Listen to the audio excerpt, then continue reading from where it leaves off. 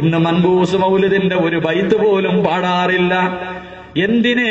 എന്റെ പ്രിയപ്പെട്ട സഹോദരങ്ങളിൽ ബുർദയിലെ ഒരു 5 വരി കാണാതെ അറിയുന്ന എത്ര പേരുണ്ട്? എന്റെ പ്രിയപ്പെട്ടവരെ, അതൊന്നും നമുക്കറിയില്ല, അതൊന്നും പഠിക്കാനും നമുക്ക് സമയമില്ല. പക്ഷേ തലശ്ശേരിയിലെ പെണ്ണിനെ കാണാൻ വിളിച്ചാൽ, മാഹിയിലെ പെണ്ണിനെ കാണാൻ വിളിച്ചാൽ അത് പാടാനും അതിനെതിര് പാടാനും എന്റെ പ്രിയപ്പെട്ടവരിന്ന് തയ്യാറാണ്. അതിനെതിര് പാടാന് മാഹിയിലെ പെണ്ണിനെ കാണാൻ വിളിക്കുമ്പോ അവള് പണ്ടൊക്കെ, എന്റെ പ്രിയമുള്ളവരെ, ഓർമ്മ വരുന്നത് വണ്ടിയിൽ യാത്ര ചെയ്യുമ്പോൾ ഹോട്ടലിന്റെ ഫ്രണ്ടിൽ ഒരുത്തൻ നിന്നിട്ട് കൈ കാണിച്ചിട്ട് വിളിക്കും ഭക്ഷണം കഴിക്കാൻ. അതുപോലെ ഇന്ന് മുസ്ലിം പെണ്ണ് വിളിക്കുകയാ, വേണമെങ്കിൽ വാടാ മോനെ, എന്നെ തൊടണമെങ്കിൽ വാടാ എന്ന് മുസ്ലിം പെണ്ണ് വിളിക്കുന്ന കാലം, മുസ്ലിം പെണ്ണുങ്ങൾ ഇന്ന് വിളിച്ചു കയറ്റുന്ന കാലം എന്റെ പ്രിയപ്പെട്ടവരെ ഓർമ്മ വരികയാ. എല്ലാവരും അതിന് മറുപടി പാടാനാ വലിയ ഇഷ്ടം. ഇന്ന് തിരുവനന്തപുരവും കോഴിക്കോടും മലപ്പുറവും കുറ്റിപ്പുറവും തൃശ്ശൂരുകാരും കാസർഗോഡുകാരെല്ലാം അതിന് മറുപടി പാടിക്കഴിഞ്ഞു. പക്ഷേ പാടിയ പെണ്ണിന്റെ അവസ്ഥ എന്തെന്നറിയുമോ? പാടിയ പെണ്ണിന്റെ അവസ്ഥ എന്തെന്നറിയുമോ? ഞാനും നൗഷാദ് ബാക്കവിയും ഷാഫിന്റെ കൂടെയുണ്ട്. കണ്ണൂര് എട്ടിക്കുളം എന്ന് പറയുന്ന സ്ഥലത്ത് വാത് പറഞ്ഞപ്പോ നൗഷാദ് ബാക്കവി ആ പെണ്ണിനെതിരെ പ്രസംഗിച്ചു. ഏതോ ഒരു പെണ്ണ് വിളിച്ചിട്ട് പറഞ്ഞു, മോളെ നിന്റെ കാര്യത്തിൽ തീരുമാനമായി, ബാക്കവി നിനക്കെതിരെ പ്രസംഗിക്കുന്നു എന്ന് പറയുമ്പോൾ പിറ്റേ ദിവസം ഞങ്ങൾ കിടന്നുറങ്ങുമ്പോ ഷാഫിയുടെ ഫോണിലൊരു ഫോൺ വരികയാ. ഈ ഇരിക്കുന്ന ഷാഫിയുടെ ഫോണിലൊരു കോള് വന്നു. ഷാഫിയുടെ സംസാരം ഓവറായപ്പോൾ ഉറക്കത്തിൽ നിന്ന് ഞാൻ എഴുന്നേറ്റു. അവനോട് ചൂടായി, എന്തിനാടാ നീ കിടന്നിങ്ങനെ പ്രസംഗിക്കുന്നത്?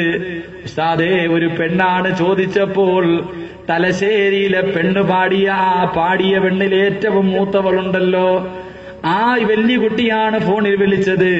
അവള് പറയുന്നു, ഇസ്ലാമിൽ പാട്ട് പാടരുതെന്ന് പറഞ്ഞിട്ടില്ലല്ലോ.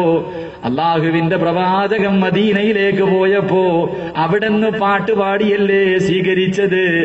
അള്ളാഹുവിന്റെ റസൂലിന്റെ മുന്നിൽ പാട്ട് പാടിയവർക്ക് തന്റെ ശാളൂരി പ്രവാചകം കൊടുത്തല്ലോ. ഞങ്ങൾ പാടുന്നതിനെതിരെ നിങ്ങൾ എന്തിനാ പ്രസംഗിക്കുന്നത്? ആ പ്രിയപ്പെട്ട പെണ്ണ് പറയാ, മസല നമ്മളെ പഠിപ്പിക്കുകയാ.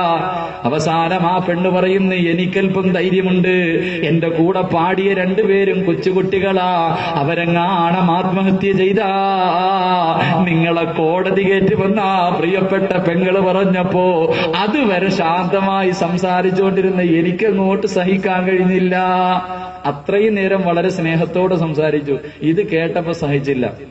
അവസാനം ഞാൻ പറഞ്ഞു, മോളെ ഇന്ന് വാഴ്ന്നു പറയേണ്ട, അവിടെ നിന്റെ കാര്യത്തിൽ തീരുമാനമായി, ഞാൻ വാഴ്ന്നു പറയുന്നു. അവസാനം ബാക്കവി ഉറക്കത്തിൽ നിന്ന് എന്റെ സംസാരം കേട്ടിട്ട് ചാടി എഴുന്നേറ്റ്. ഉറക്കത്തിൽ നിന്ന് വിളിച്ചുണർത്തിയ ദേഷ്യവും ഈ പെണ്ണ് കേസ് കൊടുക്കുന്ന കാര്യം കൂടെ ആയപ്പോഴത്തേക്ക് ബാക്കവി 4 അങ്ങ് നല്ല രീതിയിൽ പറഞ്ഞു, മോളെ എന്റെ അവസാന ശ്വാസം വരെ നിനക്കെതിരെ പ്രസംഗിക്കും, നീ കോടതിയിലോ എവിടെ വേണമെങ്കിലും കയറിക്കോ, ഞാൻ മരിക്കോളം നിനക്കെതിരെ പ്രസംഗിക്കുന്നു.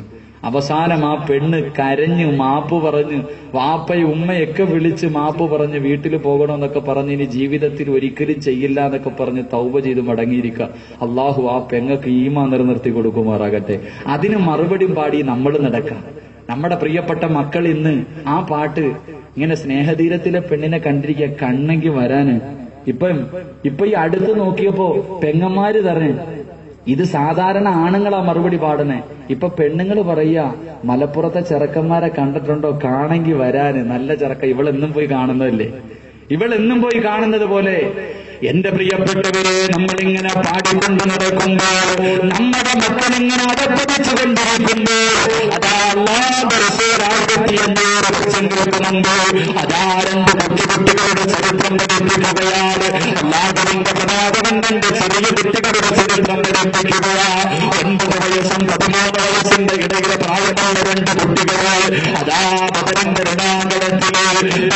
രണാങ്കണത്തില് പിടിച്ച വാളുമായിട്ട് 2 ചെറിയ കുട്ടികളെന്നാണ് പറയുന്നത്. ആ കുട്ടികളുടെ അടുത്തിരിക്കുന്ന സഹാബിയോട്, ആരാണ് അബൂബക്കറിനെ ഒന്ന് കാണിച്ചവരുമോ എന്ന് ചോദിക്കുമ്പോൾ ആ സഹാബി ചോദിച്ചു, മക്കളെ യുദ്ധം നടക്കുന്നവരോട് എന്തിനാ നിങ്ങൾ അബൂബക്കറിനെ ചോദിക്കുന്നതെന്ന് ചോദിക്കുമ്പോൾ അബൂബക്കറിനെ കൊല്ലാമെന്നതാണ്. സഹാബി ചോദിച്ചു, എന്തിനാ നിങ്ങൾ കൊല്ലുന്നതെന്ന് ചോദിക്കുമ്പോൾ അവിടുന്ന് പറയുന്നത്, എന്റെ പ്രവാചകനെ തീർത്ത് വിളിച്ചവരാ, എന്റെ പ്രവാചകനെ ഉപദ്രവിച്ചവരാ, എന്റെ പ്രവാചകനെ കളിയാക്കിയവരാ. അവനെ കൊല്ലാമെന്നതാണെന്ന് പറഞ്ഞുകൊണ്ട് ഉറപ്പിടിച്ച വാളല്ലേ